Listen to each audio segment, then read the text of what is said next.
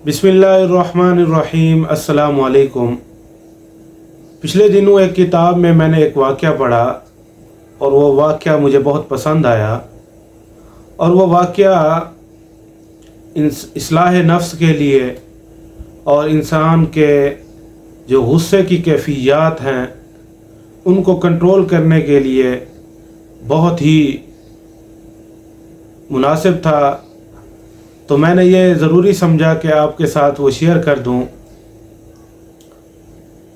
ये वाक़या कुछ इस तरह से था कि पुराने ज़माने की बात है। एक बादशाह था, वो बहुत ही नेक और बहुत ही इंसाफ पसंद बादशाह था।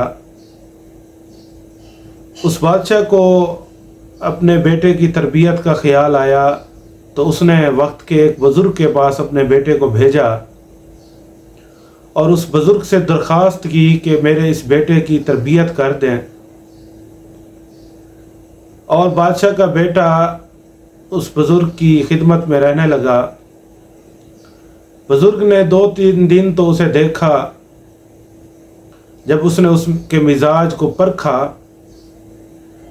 तो बुज़ुर्ग ने कहा कि आप इस तरह करें कि आप जहाँ पर मेरी गायें और भैंसें ठहरती हैं और जो मेरा भाना है आप उस पर जाकर काम करें।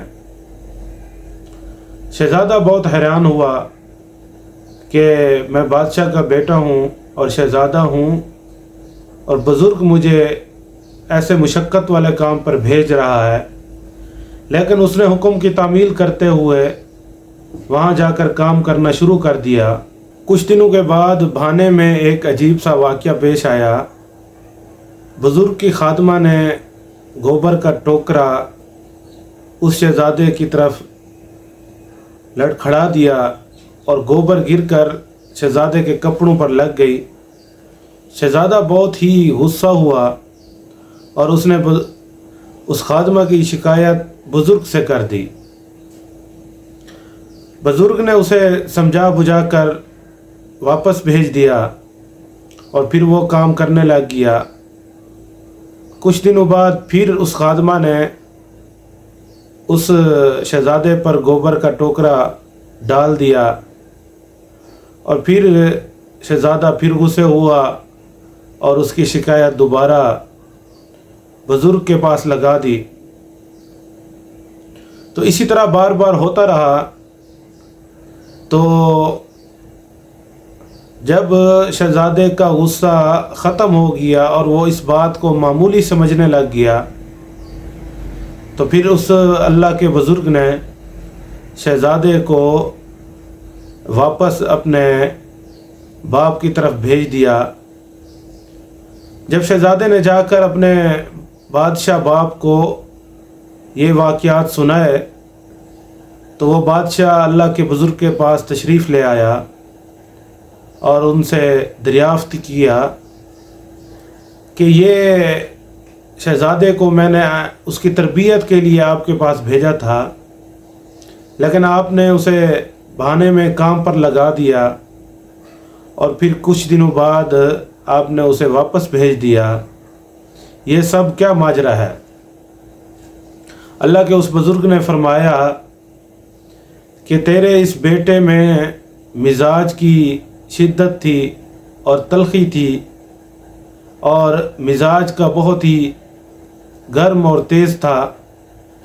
तो मैंने इसकी यही तरबियत की है कि इसके मिजाज का जो इसकी रिएक्शन की कैफ़ियत है उसको कम किया जाए और इसकी बर्दाश्त को बढ़ाया जाए, क्योंकि इसने आगे जाकर तुम्हारी जगह बादशाह बनना है।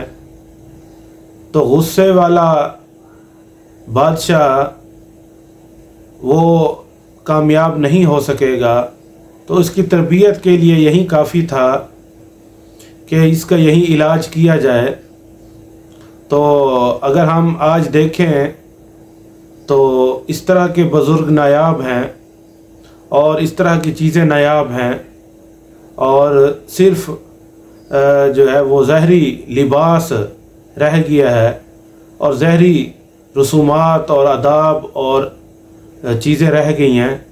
لیکن اندرونی طور پر دل کی تربیت کے وہ مراکز اور وہ شخصیات بہت کم ہیں جو اس طرح کی تربیت فرماتی ہیں۔ اگر آپ کو ہماری یہ ویڈیو پسند آئی ہے تو آپ ہمارے چینل کو سبسکرائب کریں اور گھنٹی کے بٹن کو دبا دیں تاکہ ہر آنے والی ویڈیو آپ تک بر وقت پہنچ سکے۔